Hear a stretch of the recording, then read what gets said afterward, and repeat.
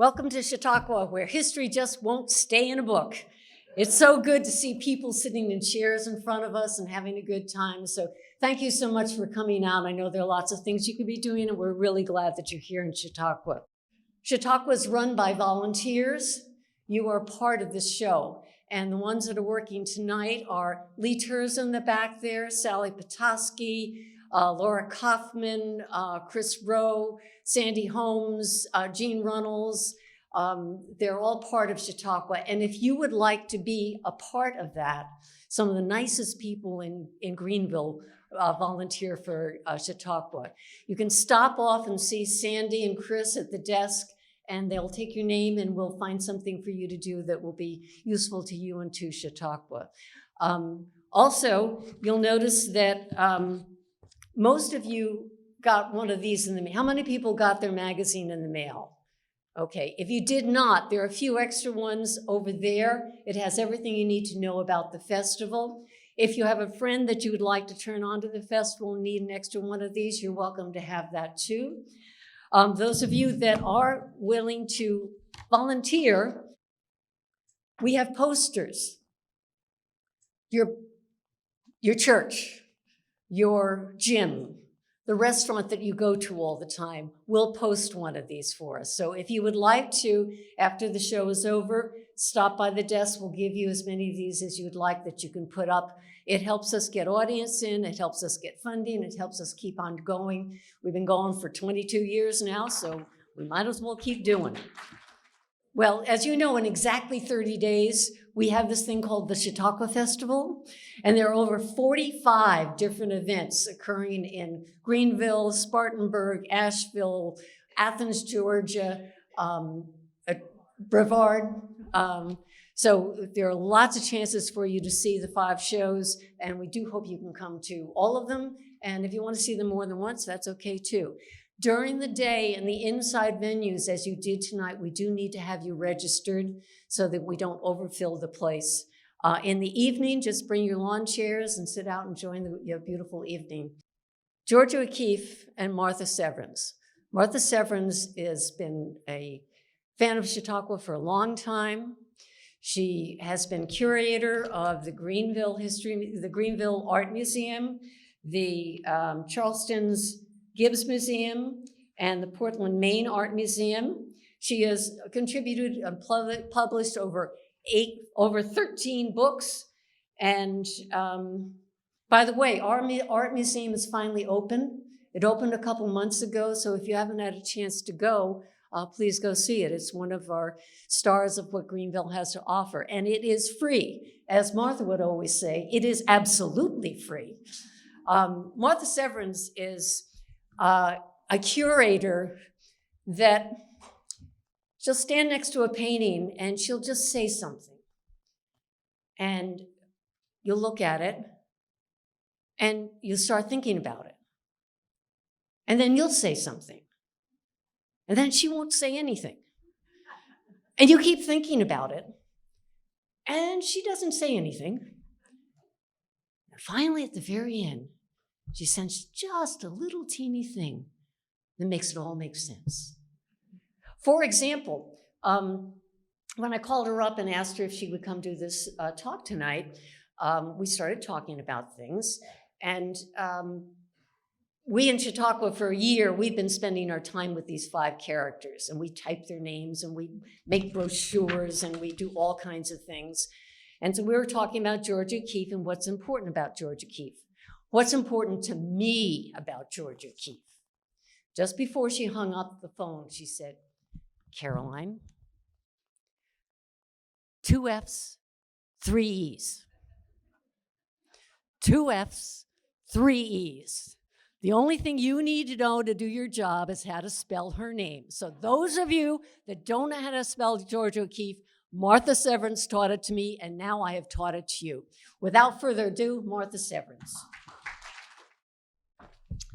Thank you, Caroline. And I empathize with Georgia O'Keeffe because I have 3 E's in my name too. And they often lose one. And before we start, I know the Q&A is supposed to happen after the program, after I talk. I wanted to ask all of you a question. Two questions. How many of you have been to Santa Fe and been to the Georgia O'Keeffe Museum? Oh, good. Oh, good. So you can help me during the Q&A session with some answers, yes? And then when you were in Santa Fe, did you happen to go to her home in Abiquiu? A few of you, yes, and that's a charming experience. So I think when people think of Georgia O'Keeffe, they think New Mexico, where we think of Georgia O'Keeffe hanging out mostly, and capturing the landscape, capturing the buildings, capturing skulls, and all sorts of wonderful things. But that's not where she began her life. She began, believe it or not, in the Midwest, in Wisconsin, in Sun Prairie, a small town. Her father was a dairy farmer, and she had a few siblings. Her sister, Ida, also was an artist. During her childhood, before she was 10, the family moved to Virginia. And later on, Georgia O'Keeffe went to school in Virginia at Chatham Hall. I wonder if there are any alums here from Chatham Hall. That would be a fabulous coincidence. Chatham Hall is about 200 miles west of Norfolk, a small town. So you get the idea that O'Keeffe was used to small towns in her growing up. She continued her education in New York, probably a little bit of cultural shock, small town to the big city. She studied with William Merritt Chase at the Art Students League. He very much was a professor of art who believed in the art of still life. And he had his students over and over again look at the detail, observe, paint. You'll notice a rather dark and moody style to his paintings. He was traditional in most of his work. He was one of several professors, art teachers that she had. A second was Arthur Wesley Dow, perhaps more influential in many ways, because he encouraged her to be expressive. He was very much into the influence of Japanese prints, as I think you can see here in the two landscapes on the right. Also into simplification, and I think that is something that you're going to find over and over again with O'Keeffe herself. Something also, in addition to learning from Arthur Wesley Dow, she met a woman that was going to be a very pivotal influence on her, both her career and her personal life. Anita Politzer, who just happened to be a native of a place not far from here, Charleston, South Carolina. This is her family home at 1 Pitt Street. Anita was a fellow student of Dow, but instead of becoming an artist, she became an activist, very much into the suffrage movement. She even became president of the National Woman's Party. She and Georgia O'Keeffe kept up an extensive correspondence, and it's wonderfully rich, and it gives us a tremendous insight into what was on their minds at the time. Now, O'Keeffe was a feminist of sorts, but she also believed in her art being the dominant quality of her life. She said, "I am not a woman artist," meaning simply, I'm an artist. So remember that name, and remember South Carolina. Women didn't have many options in those days, and we're talking about the teens, the second decade of the 20th century. The family did not have much wealth, and so she had to fend for herself. At times, O'Keeffe was an illustrator. At times, she did designs for embroidery, believe it or not, a very feminine tradition. But she decided that maybe she would try her hand at teaching. So she came south to Columbia and taught for several months, not a full year, several months at Columbia College, a women's college in Columbia. This was a pivotal time for her. It was a time when she eliminated color, where she turned to doing charcoal drawings, such as the one you see on the left, which belongs to the Greenville County Museum of Art. And she said some wonderful things in letters to her friend, Anita. I didn't start until I was down in Carolina, alone, thinking things out for myself. Hibernating in South Carolina is an experience I would not advise anyone to miss. The place is of so little consequence, except for the outdoors, that one has a chance to give one's mind, time, and attention to anything one wishes. And that's exactly what O'Keeffe managed to do. You'll see additional drawings in a minute. After teaching in Columbia, South Carolina, she moved on to Canyon, Texas. This is in the Panhandle, where she was enthralled again with the outdoors, with the landscape. It's very flat land, and apparently the skies really struck her. And at this point in her career, she was working in watercolor and with lots and lots of color. I think you might begin to see certain stylistic motifs, very organic, rounded, curving shapes. This will be one of her stylistic habits throughout her career. Now back to her time in South Carolina. She was drawing in charcoal, as I said, and she called this production specials, and they were very special to her. Again, you see the organic, the shaping, the curving, no color, because this is her kind of black and white phase. She sent these drawings, a group of them, to her friend Anita in New York. And she said to Anita in a letter, "Don't show them to anybody. These are for you." Well, Anita was a good friend and had her friend Georgia O'Keeffe's best interest in mind. So what did Anita do? She took them down to a little gallery called Gallery 291, which just happened to be run by Alfred Stieglitz. And you probably know that the rest is sort of history, right? So Stieglitz saw these drawings, and his first reaction was finally a woman on paper. He was enthralled.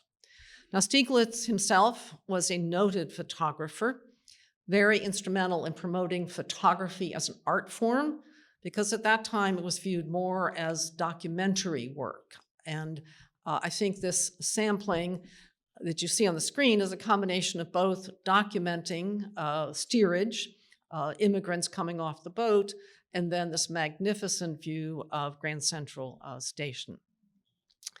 In addition to being a photographer, he was a publisher of a publication called Camera Work, in which he promoted photography and also what's called modernism. Photography was something he applied on Georgia O'Keeffe herself. And there are, hundreds of photographs of her. Lovely, sepia-toned, sometimes sharp black and white. She was a poetic model. I think she enjoyed taking on this role as kind of a muse.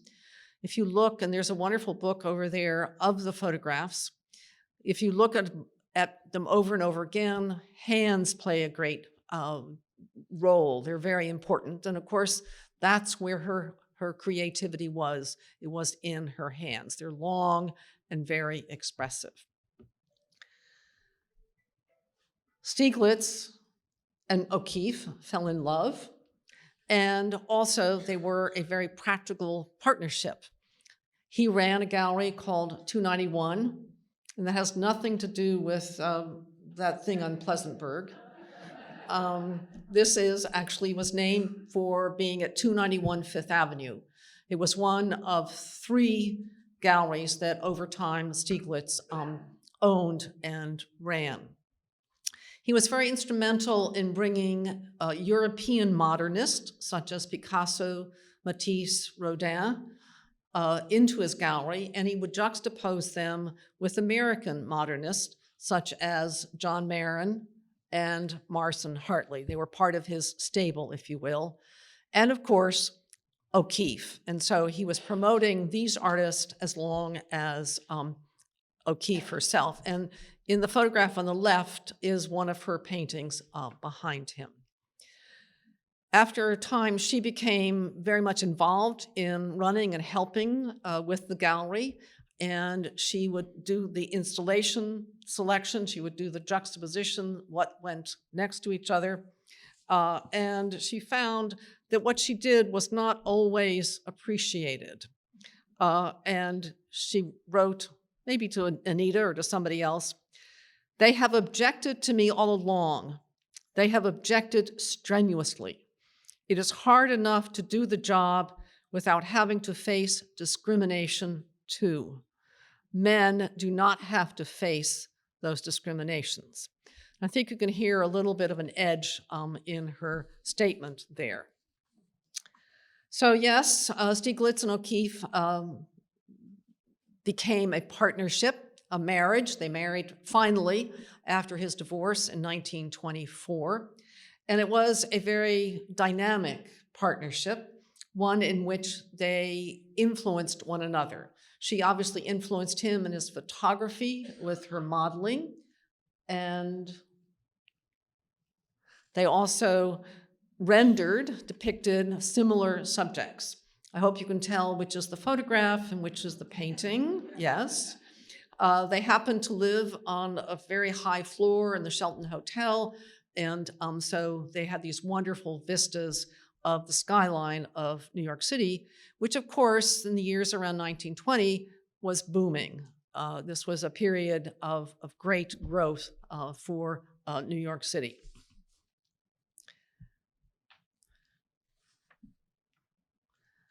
Stieglitz and his family had a compound on Lake George where he would go every summer. In those days, New York was impossibly hot, and so it pretty much closed down. And so people, if they could, retreated to such places as Lake George. Here she is photographed at work, maybe painting or sketching something organic. And two paintings that she did of the landscape there. Very lush, very green. Again, the shapes are curving. The one on the left, which belongs to Ranolda House, Museum of American Art in Winston-Salem, has a wonderful reflection within it. This was where the family gathered, the Stieglitz family gathered, which I gather was not always terribly comfortable for O'Keeffe herself. She was an artist, and she was replacing his first wife.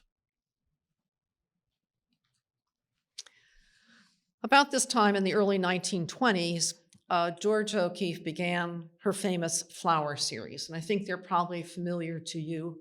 There are just scads of posters all over the place, and I think she really made her mark with these particular paintings. She said, "Flowers. I began painting my very large flowers, thinking not only that it provided a unique perspective on a familiar subject, but frankly, it would make New York take notice." And it did. These paintings tended to be small in scale at first, and not unlike the scale of a photograph. They also, I think, reflect photography in the fact that they are very close up. There's a focus to them, and also in many instances, they are cropped. When they were shown along with photographs that Stieglitz had taken in the early 1920s, they created a tremendous uproar. Now, I think you need to put this in the context of Sigmund Freud, people reading into things and looking at The photographs of O'Keeffe by Stieglitz, very sensual, if not erotic at times. People were seeing the same kinds of things in her flowers. Critics responded. For instance, Paul Rosenfeld in 1922 said, there are spots in this work wherein the artist comes to bring before one the outline of a whole universe, an entire course of life, mysterious cycles of birth and reproduction and death, expressed through the terms of a woman's body. Essence of womanhood permeates her picture, whether it be the blue lines of mountains or whether it's deep-toned, lustrous, gaping tulips. It is always as though the quality of the forms is of a woman's body. What do you think O'Keeffe's reaction was to this? She was not happy. Her reply was, "The things that they write sound so strange and far removed from what I feel of myself."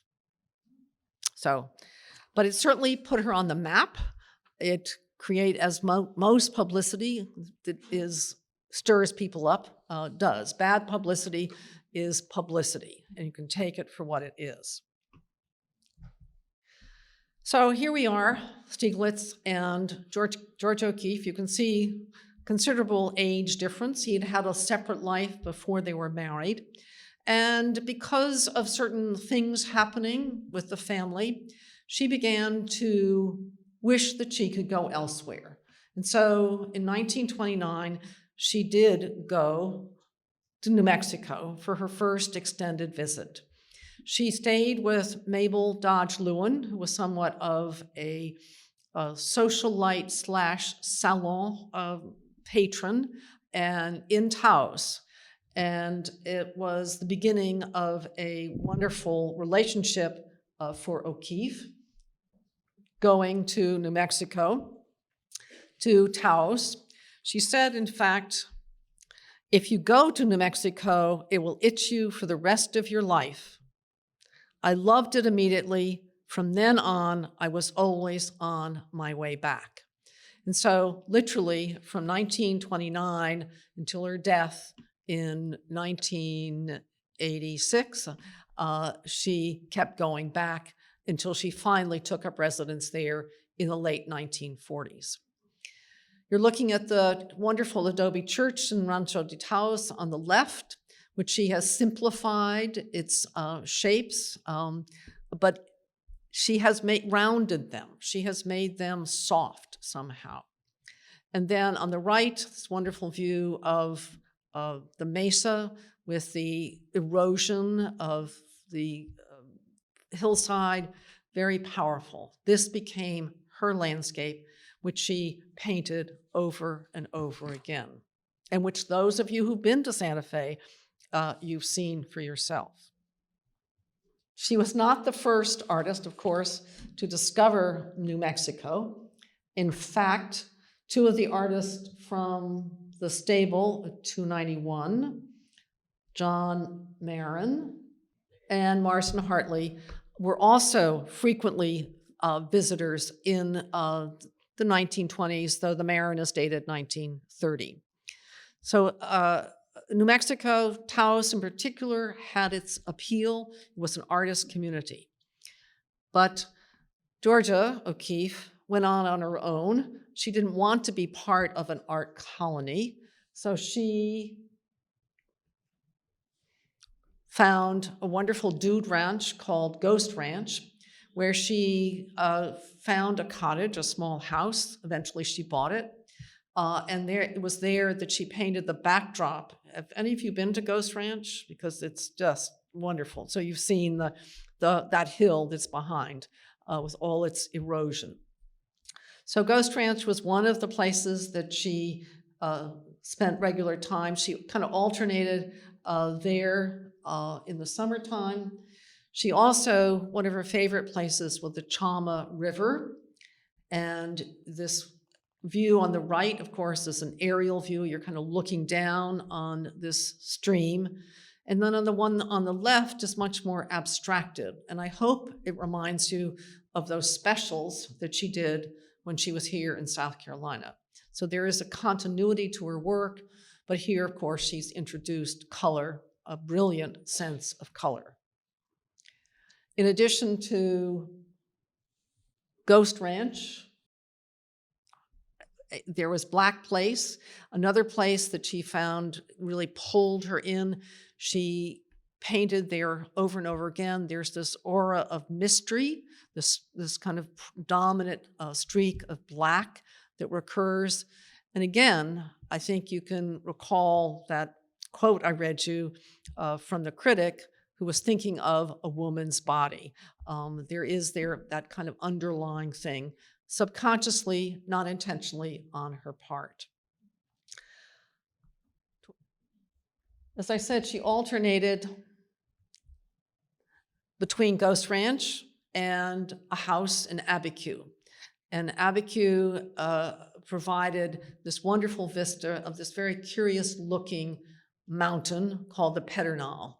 And it became a favorite theme, a favorite concept for her over and over again. The remarkable thing about visiting the house at Abiquiu, you've probably been to other historic houses or even artist studios, but instead of going in the house, one walks around it and you peer in so that things are not disturbed. For a house museum to become something open to the visitors, they have to move furniture and they have to put down plastic on the floor, that kind of thing. But the experience at Abiquiu is much more pristine. The one building or the one part of the building that is open is her studio, which is just wonderful to really be in that space where she was so very, very creative.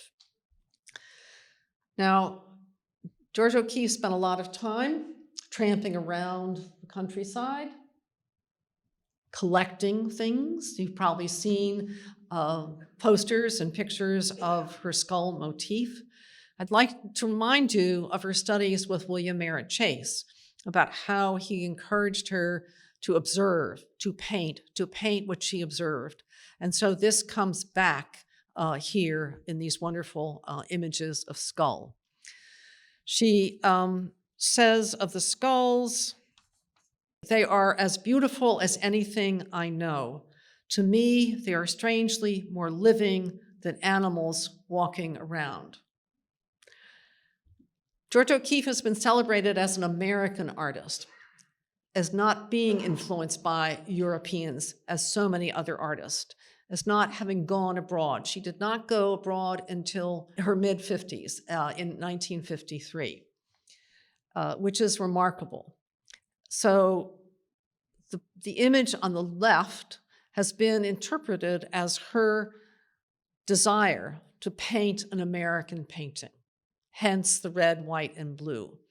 It's kind of a little bit maybe stretching the symbolism, but it's something that she actually addressed. And she said, if people wanted a real American painting, then I'd give it to them and make it red, white, and blue.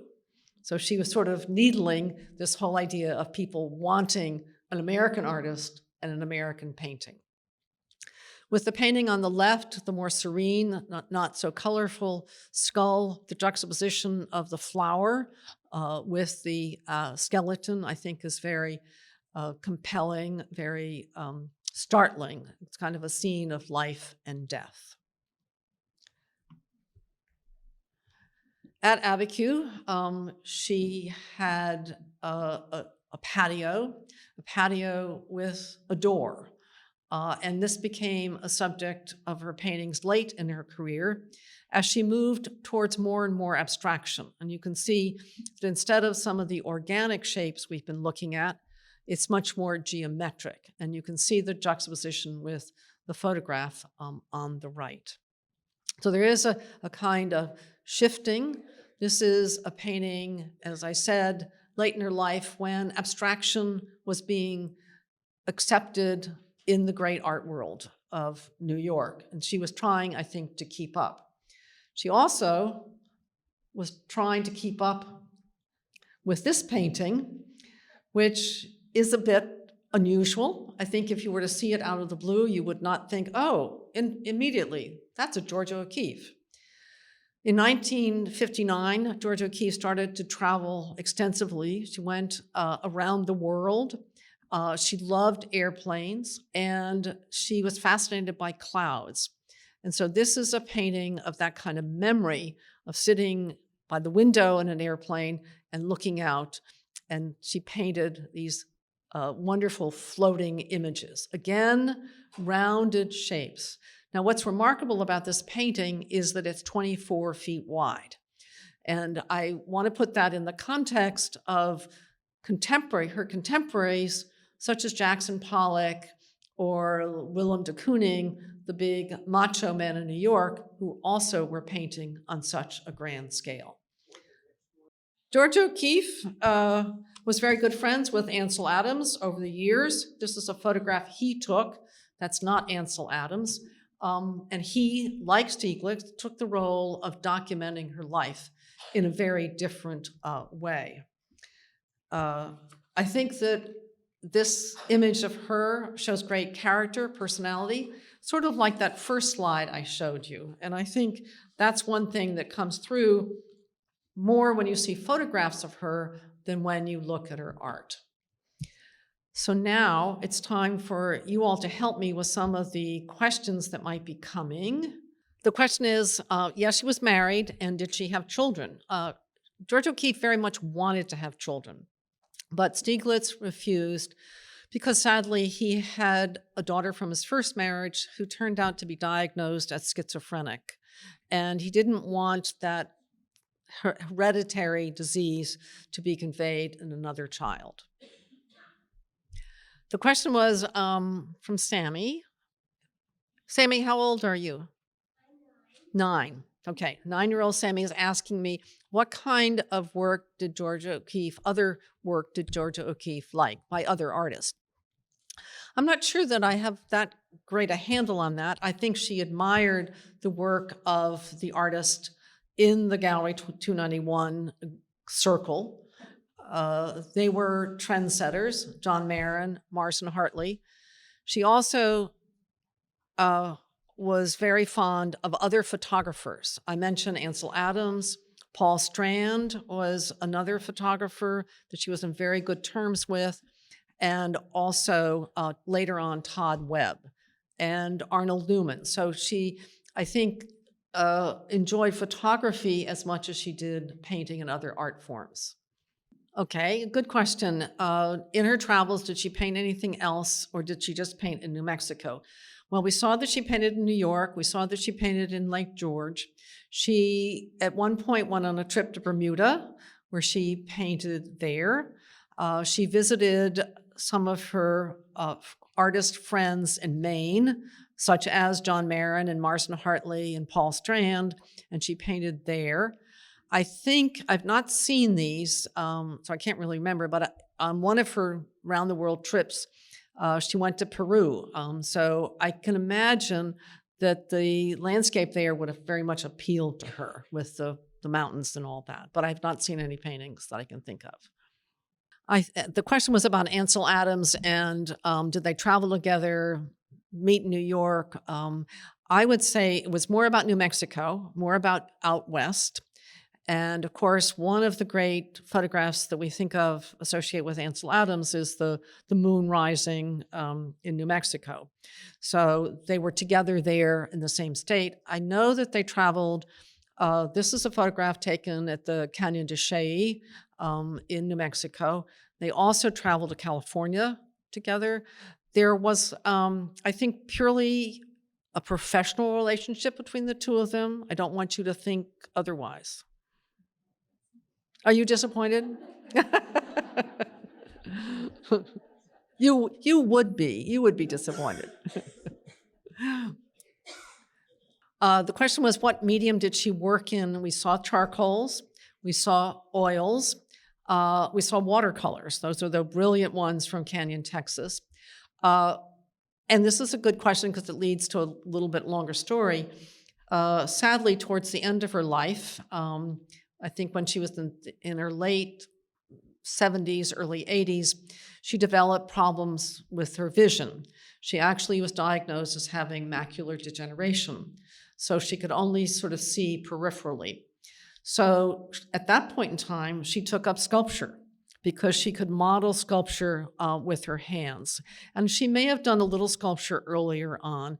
She had a studio assistant by the name of Juan Hamilton, who was a sculptor.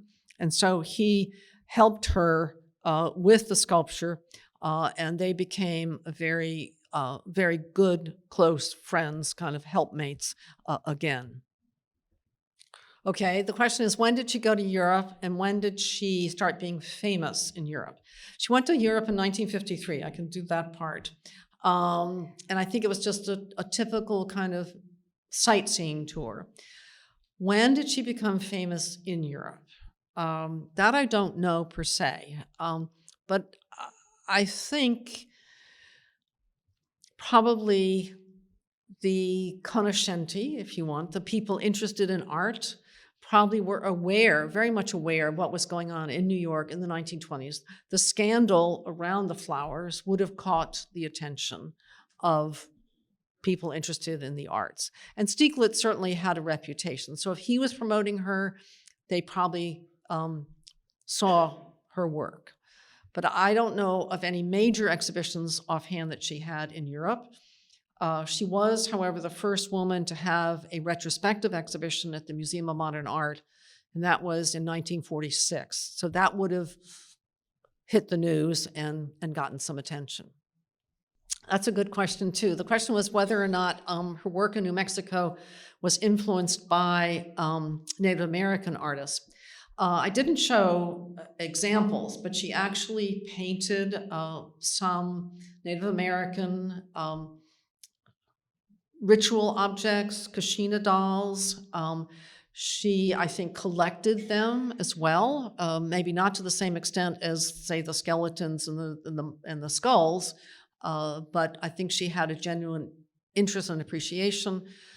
I don't know if she had any Hopi pottery, but it would not surprise me if she did. Oh, that's an interesting question, a two-part question.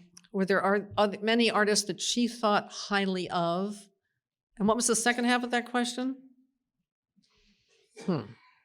I can't answer the second part of the question. That's why I didn't remember it. As I said earlier, I think she admired the artists who were affiliated with Stieglitz's gallery. I don't imagine that she admired the work of Jackson Pollock. It's just sort of a guess. And it probably was mutual. I bet he didn't respect her either. So it's hard to know. And there's not as much rich correspondence in her later years as there was earlier in her years, when she was alone and isolated in Colombia, isolated in Canyon, Texas. She wrote to Stieglitz when she was off in New Mexico. He wrote to her apparently on a daily basis because he missed her so much. But on the other hand, he also was taking up with other women. So, it's hard to know. There's one piece by George O'Keeffe in the Greenville County Museum of Art. It's one of her abstractions, charcoal abstractions, from the period that she was in Colombia. The woman. Well, we don't know that it's a woman, but if you see a woman, everybody else was seeing women's bodies, right? That one. That's called abstraction.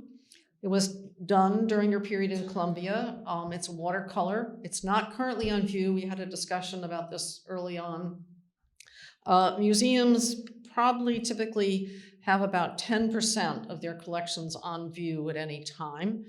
And works such as this, which is a work of art on paper, are particularly fragile.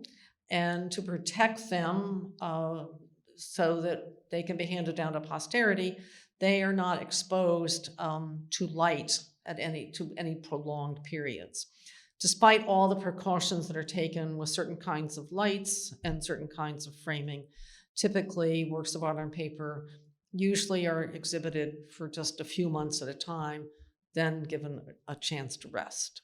Did you say that was a watercolor? No, that's a charcoal. Thank you. It is a charcoal. And do we want to take a vote on whether we think this is a woman or not? There seems to be a consensus, but it has the sense that it's a woman. Certainly. The question was, did she ever paint anything in Europe? I do not know. There is a catalogue raisonné of her work. It doesn't happen to be on the counter over there. Catalogue raisonné is a fancy term for volumes, usually, thick volumes, where the researchers have tried to track down every single work of art by a particular artist. It's a labor of love, and for me, it's a wonderful tool that for an art historian, a curator to take that on. But what an albatross! What a chore! But I remember the curator, Barbara Lines, came to the Greenville Museum to examine this charcoal, to verify it, to authenticate it. And that's what the person doing a catalogue raisonné does. It takes time, it takes money, it takes an eye, it takes patience. And of course, in the end, it's incomplete and probably wrong. So, because things change, the ownership changes. So it's a labor of love, as I said. The question was, I don't see signatures, and no, typically she did not sign her work, and that makes me repeat something that I often say to people who used to, they don't do this anymore, thank goodness, used to drag in ancestor portraits, 19th century, for me to look at. And they would say, it's not signed, how do you know, that it's by Thomas Sully? Artists don't necessarily need to sign work if they have a particular style. Artists also, many artists, and I think this may have been O'Keeffe's feeling, think that a signature is obtrusive, that it gets in the way, that there are too many E's, that kind of thing. So, she had wonderful handwriting, but she didn't need to sign them. And of course, the specials in this were things that she did not intend for public display. But even her flowers, she didn't feel that she needed to sign them. The question was, what does a George O'Keeffe painting go for? As I recall, it's in the newsletter. Yes, what did you say in the newsletter? Do you remember, Sally? Millions, and it depends, of course, their houses and their mansions, they're multi-million-dollar O'Keeffes and they're $2 million O'Keeffes, it varies, depends on size, it depends on provenance, it depends on the period, depends on the condition, the legacy of a work of art. All of those things go into the pricing of them. But as a curator, I never wanted to know what something was worth. It didn't matter to me. The important thing was not the price tag, it was the quality of the work itself and how it spoke to me and how it spoke to others. That's the way we should be looking at art. I know that was a little preachy, but okay. The question was that a reference to Anita Politzer, her friend, who was very active in the suffrage movement of women, and was O'Keeffe herself ever involved in it? She actually was a member of the National Woman's Party for something like over 70 years. but she was not active, except for supporting her friend, sending in her dues. She did not want to be in an exhibition of women artists. That's why I said, I don't think of myself, what did I say? What did she say? I am not a woman painter. She's not a woman painter. And that doesn't mean she didn't enjoy being a celebrity, the first woman to have a retrospective at the Museum of Modern Art. That's a real feather in her cap. But that wasn't what drove her to be a success. So the question was, from a 6-year-old member of the audience, was she famous during her lifetime, or was she just famous after her lifetime? And I would say yes. Yes to both. She was famous during her lifetime, and she continues to be famous. She has genuine, lasting, popular appeal. There's no doubt about that. So the question has to do with whether O'Keeffe felt she achieved what she set out to do. I would think so. I mean, she made her mark. She was successful. But did she flaunt her success? I don't think so. I mean, that photograph at the end, she had fun. She enjoyed life. And her life revolved around her art and being in New Mexico, being part of that landscape, painting its artifacts, the skulls. She was not worried about being part of the madness of the New York art world. In 1946, when Stieglitz died, she took a few years to put his affairs in order, and that included, and this was wonderful of her, dividing up his collection and giving it to various museums. So the Chicago Art Institute, the Metropolitan Museum of Art, and Fisk University all benefited from segments of Stieglitz's collection. But when that was finished, she took off. New York was behind her. Remember I said she was a small town girl, and so she gravitated to Santa Fe, which was probably in 1949 a whole lot smaller than it is today. It hasn't been found, celebrities weren't there like they are today. Did she ever do any commercial art? Yes, she did. Because you've probably all heard that expression, starving artist. And I mentioned that she couldn't rely on family money. And she went through art school. She did work as a commercial artist for a short period of time. This is before she came to Columbia to teach. So I've never seen any of it.